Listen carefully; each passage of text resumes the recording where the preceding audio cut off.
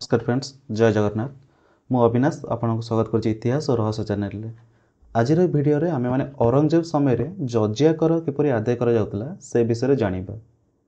2 April 1679 मसीह औरंगजेब नमाज पढ़िया निज राजमहल बाहरी जुमा मस्जिद आड़ को जीवा समय हठात तार नजर रास्ता उपरे हाथ जोड़ी छिड़ा होइतिबा हजार हजार लोकंक उपरे पड़िला।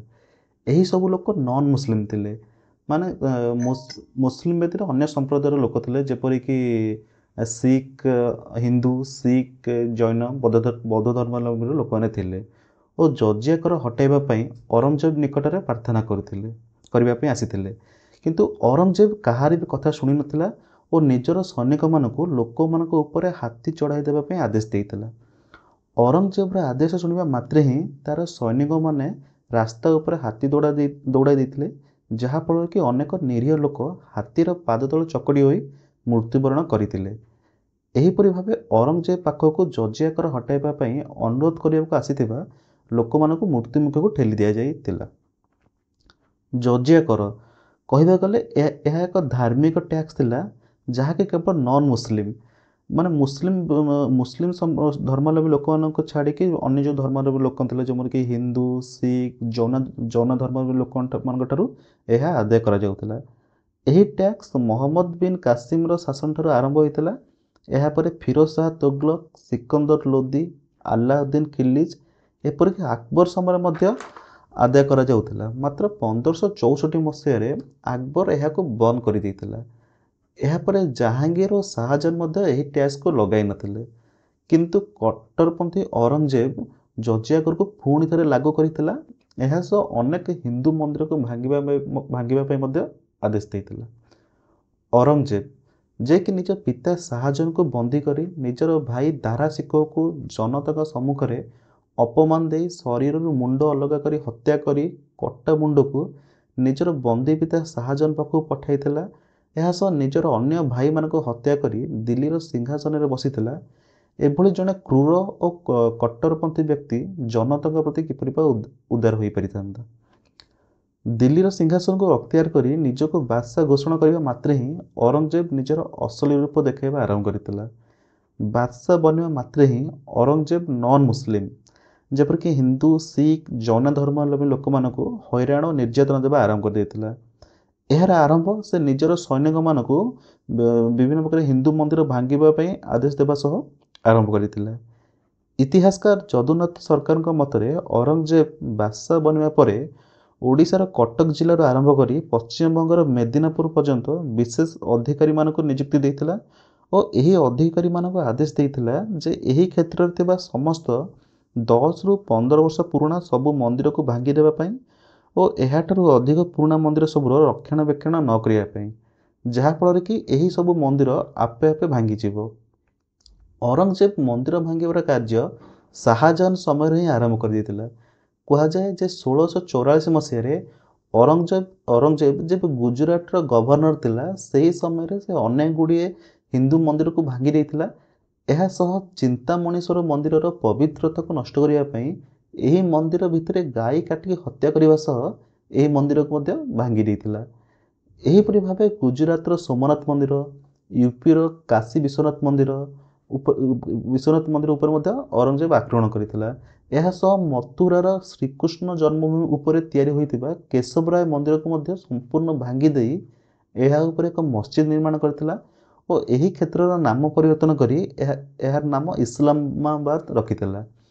कहुए जे यही समय रे गोसाईजी महाराज द्वारिकाधीश और श्रीनाथ भगवान को मूर्ति को औरंगजेब आक्रमण बचाइबा पई राजस्थान नहीं आसीथिले।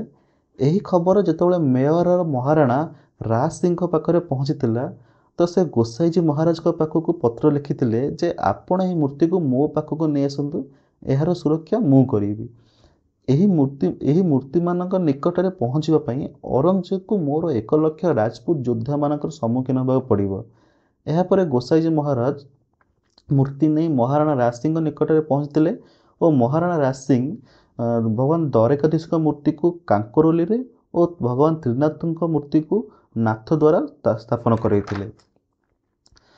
औरंगजेबर शत्रु हिंदू राजा हूँ बा मित्र हिंदू राजा हूँ ସମସ୍ତଙ୍କର ଗୋଟିଏ ଚେଷ୍ଟା ଥିଲା ଯେ କିପରି ହିନ୍ଦୁ ଦେବାଦେବୀଙ୍କ ମୂର୍ତ୍ତିକୁ ଔରଙ୍ଗଜେବ କବଳରୁ ରକ୍ଷା କରାଯାଇପାରିବ।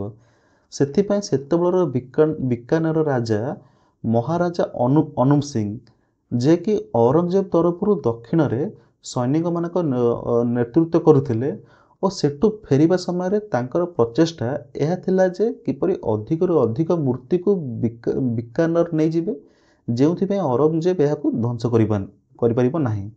ସେଥିପାଇଁ ତାଙ୍କ ଫେରିବା ବାଟରେ ପଡ଼ିଥିବା ସମସ୍ତ ମନ୍ଦିରର ମୂର୍ତ୍ତିକୁ ନିଜ ସାଥିରେ ଧରି ଜୁନାଗଡ଼ କିଲ୍ଲାକୁ ନେଇ ଆସି ସେଠି ଏକ ମନ୍ଦିର ପ୍ରତିଷ୍ଠା କରି ସବୁ ମୂର୍ତ୍ତିକୁ ସ୍ଥାପିତ କରିଥିଲେ। ଏହି ମନ୍ଦିର ଆଜି 33 କୋଟି ଦେବାଦେବୀ ମନ୍ଦିର ନାମରେ ପରିଚିତ। ଔରଙ୍ଗଜେବର ସବୁଠାରୁ ବଡ଼ ଶତ୍ରୁ ଥିଲେ ଛତ୍ରପତି ଶିବାଜୀ ମହାରାଜ।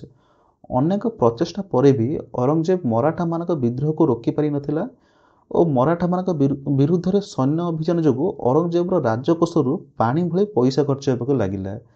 ତେଣୁ ଏହି ଖର୍ଚ୍ଚକୁ ଭରଣ କରିବା ପାଇଁ ଔରଙ୍ଗଜେବ ନନ୍ ମୁସଲିମ ମାନଙ୍କ ଉପରେ, ମାନେ ମୁସଲିମ ଧର୍ମାବଲମ୍ବୀ ଛାଡ଼ିକି ବାକି ଯେଉଁ ଧର୍ମର ଲୋକ ଥିଲେ ଯେପରିକି ହିନ୍ଦୁ, ଶିଖ, ବୌଦ୍ଧ ଧର୍ମଙ୍କ ଉପରେ ଜଜିଆ କର ଲଗାଇବା ଆରମ୍ଭ କରିଥିଲେ।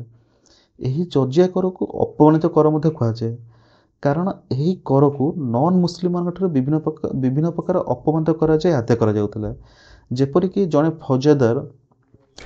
ଫୌଜଦାର ଜଜିଆ କର ଆଦାୟ ପାଇଁ ଏକ ନନ୍ ମୁସଲିମ ଏରିଆରେ ଯାଇ ବସୁଥିଲା। ଯେଉଁମାନଙ୍କଠାରୁ ଜଜିଆ ଆଦାୟ କରାଯାଉଥିଲା ସେମାନଙ୍କୁ ଜିମ୍ମି କୁହାଯାଉଥିଲା। ଜଜିଆ ଦେଉଥିବା ଲୋକମାନେ ଫୌଜଦାର ସମ୍ମୁଖରେ ଧାଡ଼ି ବାନ୍ଧି ଠିଆ ହେଉଥିଲେ ଓ ଜଣ ପରେ ଜଣେ ଖାଲି ପାଦରେ ଯାଇ ଫୌଜଦାର ପାଖରେ ଜଜିଆ କର ପୈଠ କରୁଥିଲେ। ସେହି ସମୟରେ ହିଁ ଅନେକ ନନ୍ ମୁସଲିମ ଜଜିଆ କରରୁ ବଞ୍ଚିବା ପାଇଁ ନିଜ ଧର୍ମ ପରିବର୍ତ୍ତନ କରି ମୁସଲିମ ଧର୍ମକୁ ଆପଣାଇ ନେଇଥିଲେ।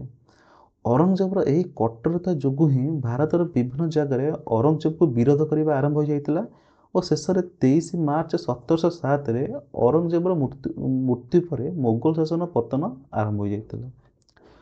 ଔରଙ୍ଗଜେବର ସେତେବେଳେ ଏହି ଧାର୍ମିକ କଠୋରତାପୂର୍ଣ୍ଣ ନିଷ୍ପତ୍ତି ହିଁ ଆଜି କାଶୀ ବିଶ୍ୱନାଥ ମନ୍ଦିର ବିବାଦ, ମଥୁରା ଶ୍ରୀକୃଷ୍ଣ ଜନ୍ମସ୍ଥଳୀ ବିବାଦ ଓ ଜ୍ଞାନବାପୀ ମସଜିଦ ବିବାଦ ରୂପରେ ମୁଣ୍ଡ ଟେକୁଛି। ଆଶା କରୁଛି ଆଜିର ଏହି ଭିଡ଼ିଓଟି ଆପଣଙ୍କୁ ଭଲ ଲାଗିଥିବ। ଯଦି ଭଲ ଲାଗିଛି ତେବେ ଭିଡ଼ିଓଟିକୁ ଲାଇକ୍ ଓ ସେୟାର କରନ୍ତୁ ଓ ଚ୍ୟାନେଲଟିକୁ ସବସ୍କ୍ରାଇବ୍ କରନ୍ତୁ। ଆପଣଙ୍କର ଲାଇକ୍, ସେୟାର ଓ ସବସ୍କ୍ରାଇବ୍ ହିଁ ମୋ ପାଇଁ ଆଗକୁ ବଢ଼ିବାର ପ୍ରେରଣାର ଉତ୍ସ ରହିବ। ଦେଖା ହେବ ଏକ ନୂତନ ଭିଡ଼ିଓରେ। ନମସ୍କାର, ଜୟ ଜଗନ୍ନାଥ।